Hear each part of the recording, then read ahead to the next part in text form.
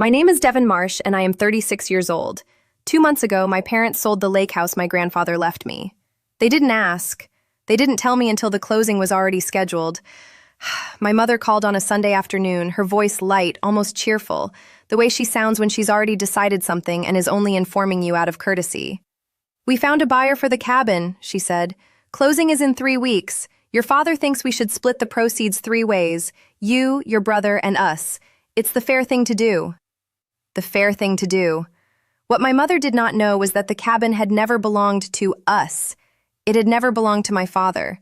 For 4 years, it had belonged to me and only me, recorded in a county office 80 miles away, in a folder my grandfather had prepared before he died, specifically because he knew exactly what would happen the moment he was gone. I let her finish.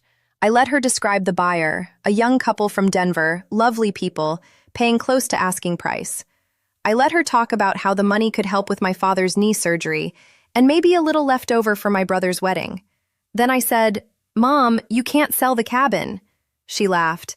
"Of course we can, honey. It's been in the family for 50 years. "It has," I said, "but it's not in your name, it's in mine." If you're new here, please take a moment to like and subscribe.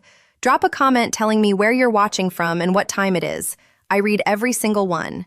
Now let me take you back 4 years, to a porch in northern Michigan, where my grandfather handed me a folder and told me something I didn't fully understand until the day my mother called about a buyer. My grandfather, Walt Marsh, built the cabin himself in 1974, on 11 acres along the eastern shore of a small lake outside Boyne Falls. He was a tool and die maker by trade, the kind of man who measured twice and cut once on everything in his life, not just lumber. The cabin wasn't fancy. 2 bedrooms, a stone fireplace he'd built from rocks he hauled up from the shoreline over 2 summers, a dock that needed new boards every few years and got them, without fail, every spring. I spent every summer of my childhood there.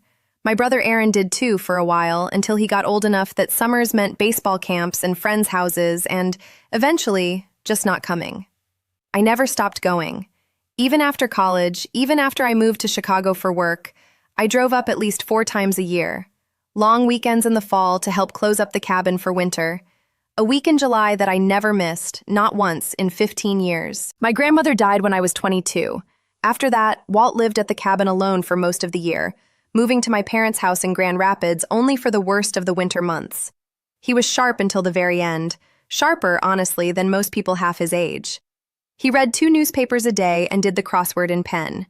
The summer I turned 32, Walt was 86. I drove up for my usual July week, and on the 3rd evening after dinner, he asked me to sit with him on the porch. He had a manila folder on his lap.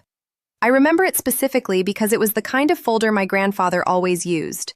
Heavy stock, the kind that doesn't bend, with his handwriting on the tab in pencil. "Cabin," it said. Nothing else. "I want to talk to you about this place," he said. I assumed he wanted to talk about maintenance. The dock again, probably, or the roof, which had a soft spot near the chimney that we'd been keeping an eye on for 2 summers. "When I'm gone," he said, "this place goes to you." I told him that was generous, but that surely it should go to my dad, his son. That felt like the obvious order of things. Walt was quiet for a moment, looking out at the water. Then he said something I've thought about almost every day since. "Your father's a good man," he said, "but he's never once asked me how the dock was doing. Not once, in 30 years. You ask me every single time you walk through that door. You ask before you even put your bag down." I didn't know what to say to that.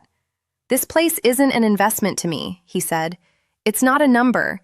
It's the only thing I ever built with my own 2 hands that's still standing, and I built it because I wanted somewhere my family would actually want to be. You're the only one who still wants to be here." He opened the folder. Inside was a deed, already filed, already recorded, dated 3 months earlier, transferring the cabin and the 11 acres into my name. Not a will, not a promise for later. Already done. He'd driven to the county recorder's office in Boyne City himself that spring, before I'd even arrived for my visit. "Why now?" I asked. "Why not just leave it to me in your will?" "Because wills get read out loud," he said, "and things that get read out loud in front of people who feel slighted have a way of getting argued about. This way, there's nothing to argue about. It's done. It was done in March." I asked him if my parents knew. "No," he said, "and I'd ask you not to tell them. Not because it's a secret forever, just not yet. Let it be done quietly, the way I did it. If you tell them now, your father will spend however many years I have left feeling like he's been cut out of something. And that's not what this is. This is just me making sure the place goes where it'll be loved, while I'm still around to explain it if anyone asks. I asked him if he'd told Aaron. Walt looked at me for a long moment. Aaron hasn't asked about this cabin since he was 16 years old, he said. I love your brother. But love and inheritance are two different conversations, and I'm old enough now to know the difference. I kept the folder. I didn't tell my parents. For the next 4 years, nothing about the cabin changed in any visible way. I still drove up 4 times a year. I still helped close it up every fall.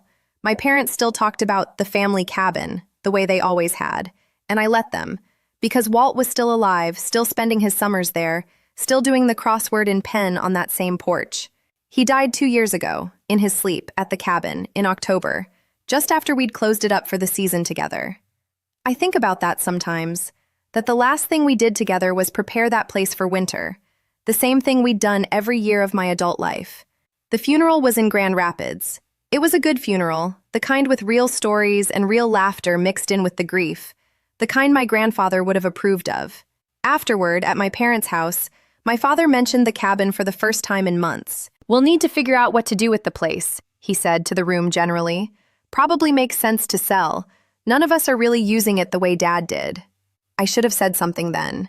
I think about that a lot. I had the folder. I had the deed. I could have ended the conversation in 30 seconds. I didn't, and I want to be honest about why.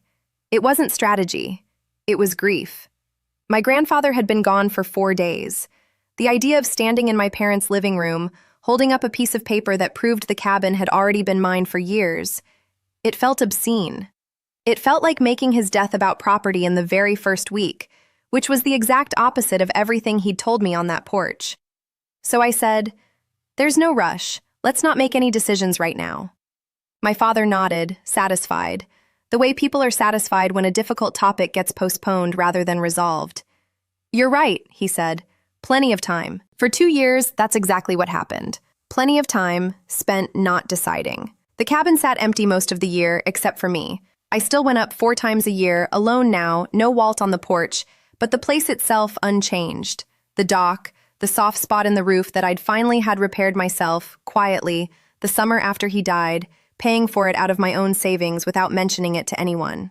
My parents, as far as I knew, assumed the cabin was simply sitting there, part of some unresolved estate question that nobody was in a hurry to resolve. I let them assume that. I want to be honest, I let them assume it partly out of grief and partly, as the months went on, because some quiet part of me knew that the moment I corrected the record, something would change between us, and I wasn't ready for that change yet. I think I knew, somewhere, that I was just delaying a conversation. I didn't expect the conversation to arrive in the form of a phone call about a buyer from Denver. Here's a question for you, and I think it's one a lot of people will recognize.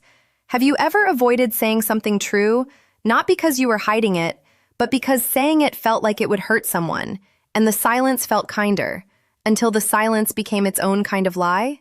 Tell me in the comments. And subscribe if you haven't yet, because this is where it stopped being something I could quietly sit with. My mother's call came on a Sunday in March, almost exactly 2 years after my grandfather died, and I noticed this later, when I had time to notice things, almost exactly 6 years after he'd signed the deed in March of that earlier year. I don't think that timing meant anything, but I noticed it. "We found a buyer for the cabin," she said. "A young couple from Denver, very sweet, they want a summer place. They offered close to asking. Closing is in 3 weeks. I asked who had listed it. "Your father found a realtor through Aaron's father-in-law," she said. "Everything's been moving so fast, it's wonderful, really. We were starting to think it would just sit there forever." I asked, carefully, whose name was on the listing. There was a pause. "What do you mean, whose name? It's the family cabin, Devon. It's been in the family for 50 years. "I know how long it's been in the family," I said. "I'm asking what name is on the deed, because I don't think it's yours." My mother's voice changed slightly. Not suspicious yet, just confused. "It's your father's, obviously. It was Walt's, and now it's your father's. That's how it works when a parent passes." "It's not your father's," I said. "Grandpa transferred it to me. In writing. recorded with the county, 6 years ago when he was still alive. The silence on the line lasted long enough that I checked to make sure the call hadn't dropped. "That's not possible," she said finally. "Your father would have been told. Walt would have told us." "He didn't tell anyone," I said. "That was the point.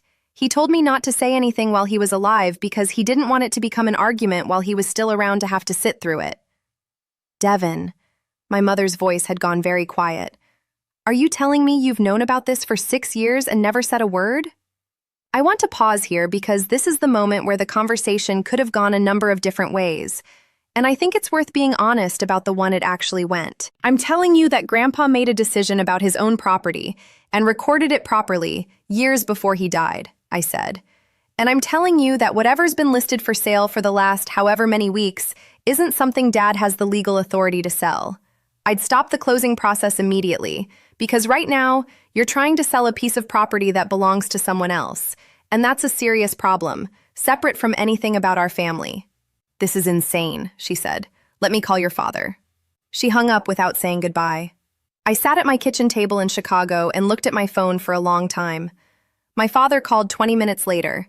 He did not open with a greeting. "Your mother says you're claiming Dad's cabin is yours," he said. "I'd like to understand what that means." I told him, calmly, the same thing I'd told my mother. The deed, the date, the recording. I told him I had a copy of it, and that the county records would show the same thing. Anyone could verify it independently. It wasn't a matter of taking my word for anything. "Why," my father said, and I could hear something underneath his voice that I didn't recognize at first, something that took me a moment to identify as hurt. "Why would my own father do that and not tell me? I'm his son." "I don't know all of why," I said, which was true, "but I know what he told me. He said you'd never asked him about the place. Not once in 30 years. I heard my father exhale, slow, like something had been let out of him. "He said I loved it the way he built it," I continued. "He said it wasn't a number to him, and he wanted it to go somewhere it would still be loved that way, not sold." "So you've been sitting on this for 6 years, my father said. "Letting us think, letting us plan. Devon, we have a closing in 3 weeks. We have a buyer. People are counting on this money. Your brother's wedding." "I know," I said, "and I'm sorry that's where this is landing, but I didn't create this situation 3 weeks ago. It's been true for 6 years. I just didn't say anything because Grandpa asked me not to while he was alive, and then he died, and I didn't know how to bring it up without it feeling like I was making his death about property in the first week. And then 2 years went by, and there was never a right time, and I think I told myself that as long as nobody was actually trying to sell it, it didn't matter." "Well, someone is trying to sell it," my father said. "Your mother and I are trying to sell it. We've had a realtor up there for 2 months. We've had inspectors. We've had... Devon, this isn't a small thing to unwind." "I understand that," I said, "and I'm not trying to be difficult about this, but I want to be very clear about one thing because I think it matters. I'm not the one who needs to unwind anything. The deed already says what it says. It said that since before any of this started. The thing that needs to be unwound is a sale that was never legally yours to make." There was a long silence. "I want to see this deed," my father said finally. "Today. I want to see it with my own eyes." I drove to Grand Rapids that afternoon. I brought the folder, the same heavy manila folder, cabin written on the tab in pencil, my grandfather's handwriting, exactly as he'd handed it to me on that porch 4 years before he died. My parents' kitchen table felt very different than my grandfather's porch. The light was harsher.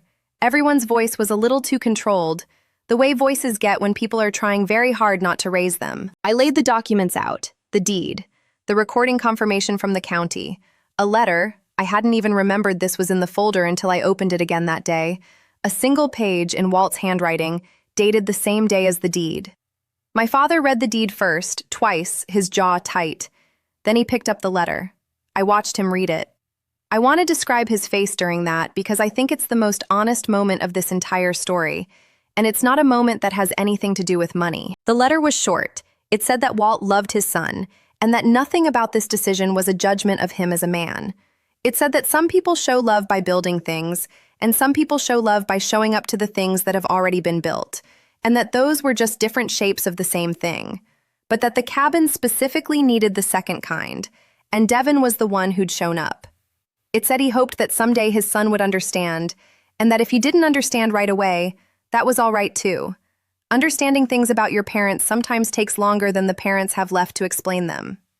My father put the letter down. He didn't say anything for a long moment. My mother reached over and put her hand on his arm. "He's right," my father said quietly. "Not to me. Not really to anyone. I don't think I asked him about that, Doc. Not once. I don't think I ever asked him about any of it." We sat there for a while after that. Nobody was angry anymore, exactly, though the practical problem hadn't gone anywhere. There was still a closing scheduled in 3 weeks, on a property that couldn't legally be sold by the people who'd listed it.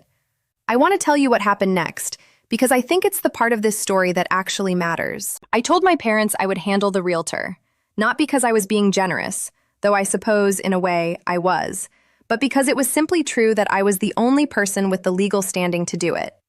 I called the realtor that same evening, identified myself as the property's owner of record, and explained that the listing needed to be withdrawn immediately due to a title issue that predated the listing. The realtor, to her credit, didn't argue. Title issues are not uncommon, and she'd clearly handled versions of this before. The closing was canceled within 2 days. The buyers from Denver, I'm told, were disappointed but understanding, and ended up finding a different cabin a few miles down the same lake a few months later. I hope they're happy there. The harder conversation was about my brother's wedding. Aaron called me 4 days after the Grand Rapids meeting. I hadn't talked to Aaron directly through any of this. Everything had gone through our parents, and I didn't know what to expect. "So I guess the cabin's yours," he said. Not hostile, just flat, like he was still processing it. I told him it was, and had been for 6 years. "Mom told me Grandpa basically said I never cared about it," Aaron said. Which, yeah, that's fair, honestly. I haven't been up there since I was like 17. I didn't even really think about it until Mom mentioned the sale money. I asked him if he was upset. He was quiet for a moment. "I don't know," he said. "Part of me wants to be. Like, that's a lot of money that just isn't happening now, and I felt kind of weird about that for like a day." He paused. "But also, if I'm honest, I think Grandpa was right. I haven't thought about that cabin in almost 20 years. It would feel kind of gross to be mad about not getting money from a place I never wanted to go to." I told him I appreciated him saying that. "Can I ask you something, though?" he said. "Why didn't you ever just tell us? Like, at any point in 6 years? Even just to Mom and Dad, even if you didn't want it to be a whole announcement." It was a fair question, and I'd been asking it of myself for days by that point. "I think," I said slowly, "I was scared that the second I said it out loud, it would change how everyone saw me. Like I'd become the one who got the cabin instead of just me. The one who shows up. And I liked being the one who shows up. I didn't want that to turn into something people resented." "For what it's worth," Aaron said, "I don't resent you. I think I resent that I never showed up. That's kind of a different thing, and it's not really your problem to fix." That conversation with Aaron meant more to me than almost anything else that happened during those weeks. I think because it was the first time anyone in my family had separated the property from the love, instead of treating them as the same thing, which, looking back, might have been exactly the confusion my grandfather had been trying to head off from the very beginning. My father and I talked once more, a few weeks later, just the two of us, on the phone. He told me he'd been up to the cabin, alone, which I think was the first time he'd been there alone in decades. He said he'd sat on the porch for a while. He said the dock needed work again, the same spot as always, and that he'd noticed it this time, actually noticed it instead of just walking past it the way he always had. "I called a guy," he said, "about fixing the dock. I wanted to, I don't know, I wanted to do something with my hands there, I guess, even if it's just paying someone else to use theirs." I told him that sounded like a good idea. "Your grandfather and I were not close," he said after a moment. "I don't think I ever really let myself think about that while he was alive. It was just how things were. And now I'm sitting here looking at a letter where he explains, in like 4 sentences, exactly what was wrong and exactly why. And I keep thinking, he wrote that years ago. He's been gone 2 years, and I'm only just now hearing it." I didn't have anything to say to that wouldn't have sounded hollow, so I just let it sit there for a while, the way my grandfather used to let things sit on that porch. The cabin is still mine. Legally, that hasn't changed, and I don't expect it to. But something else has changed, which I didn't expect at all. My father has asked to come up with me this summer, not to stay the whole week, just for a long weekend to help with the dock and to see the place properly, as he put it. My mother mentioned almost shyly that she'd love to see the inside again, that she remembered helping Walt's wife can vegetables in that kitchen decades ago and hadn't thought about it in years. I don't know exactly what this summer will look like.